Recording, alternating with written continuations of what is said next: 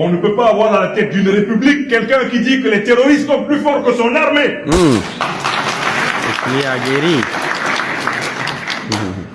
Famille Franklin Nyamsi, pendant la présentation de son dernier ouvrage, L'impérial terrorisme au Niger, a parlé fort. Il a parlé fort. Il n'a peut-être pas voulu dire que les patrons de l'islam sont aussi derrière le terrorisme qui nous est imposé, mais il a dit des choses suffisamment importantes pour qu'on puisse en parler ici. Regardez et on en parle par la suite. On ne peut pas avoir à la tête d'une république quelqu'un qui dit que les terroristes sont plus forts que son armée.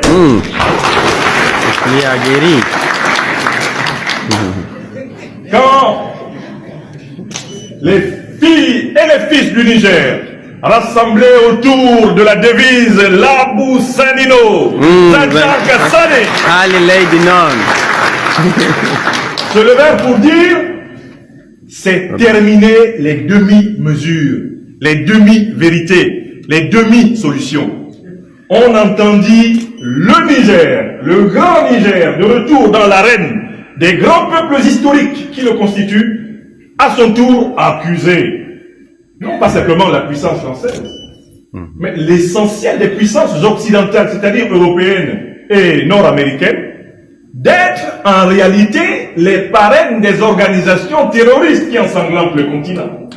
Et de soutenir. On ne peut pas avoir à la tête d'une république quelqu'un qui dit que les terroristes sont plus forts que son armée.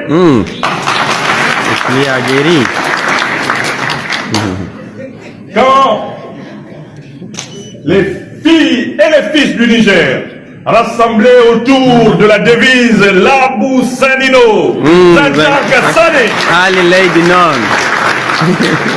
se levèrent pour dire c'est terminer les demi-mesures, les demi-vérités, les demi-solutions. On entendit le Niger, le grand Niger, de retour dans l'arène des grands peuples historiques qui le constituent, à son tour accusé, non pas simplement la puissance française, mais l'essentiel des puissances occidentales, c'est-à-dire européennes et nord-américaines, d'être en réalité les parraines des organisations terroristes qui ensanglantent le continent. Et de soutenir, à la manière dont on soutient Israël contre la Palestine, à la manière dont on soutient l'Ukraine contre la Russie, à la manière dont on peut soutenir le Rwanda contre la RDC, à la manière dont on peut soutenir Taïwan contre la Chine, à la manière dont on peut soutenir un État proxy pour déstabiliser un État plus grand, ils affirmaient très clairement que l'organisation régionale d'alors, la CEDEAO, avait été dévoyée et que derrière les organisations terroristes que nous voyons, en fait, nous avions affaire à un grand plan de déstabilisation du continent par l'Occident politique. Là encore, ce livre était encore à l'état de brouillon. Entendant le Niger à son tour formuler vigoureusement cette accusation, je compris la nécessité de continuer à travailler. Mais ce n'était pas fini, il n'y a jamais 203. Il fallait qu'une troisième étoile polaire se levât dans le ciel d'Afrique.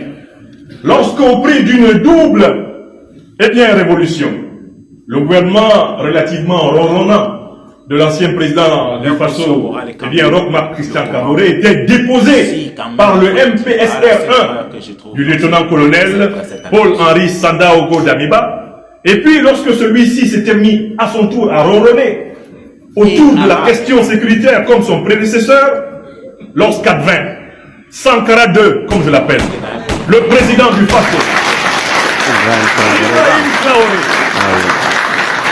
lui aussi et ses compagnons du MPSR-2, rectifiant la dérive de la révolution burkinabé, affirmaient avec preuve à la face du monde que nous n'avions pas affaire en Afrique à une guerre religieuse.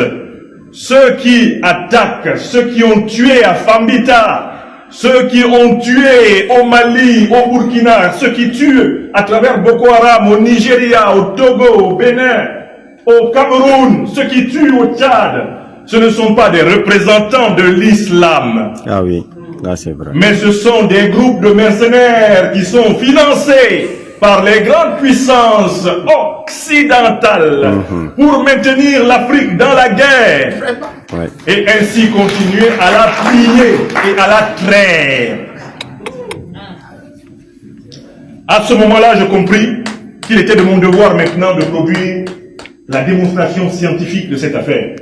Absolument. Car tant que ce sont les politiques qui parlaient, on disait qu'ils disaient cela parce qu'ils voulaient justifier leur pouvoir.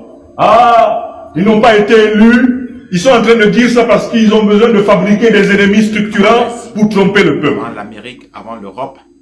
Comme si même dans la démocratie occidentale, le roi d'Espagne était élu.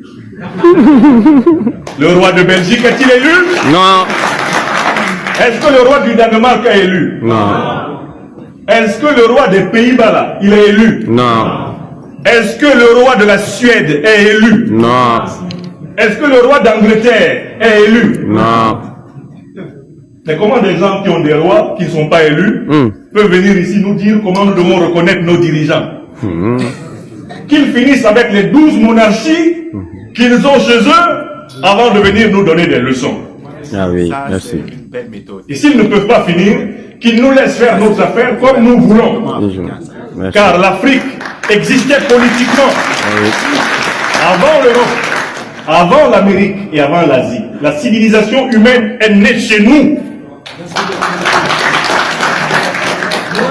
Alors, merci camarade. Alors, Le professeur, on va à partir de cet instant on où commente. le Mali, Commente ça quand même. le Niger, le Burkina Faso affirmaient la même chose, On applaudit, on il fallait procéder à une enquête. Quelle était la méthode à utiliser? Bravo Franklin Nyamsi, bravo. Il est toujours critiqué quant à la politique du Cameroun, mais comprenez qu'on n'est jamais roi chez soi. Moi, je ne suis pas toujours d'accord sur toutes ces prises de position, mais en ce qui concerne ce thème, il a dit et il a fait le job. Le livre impérial Terrorisme, je l'ai commandé et je vais le commenter ici. Merci à tous.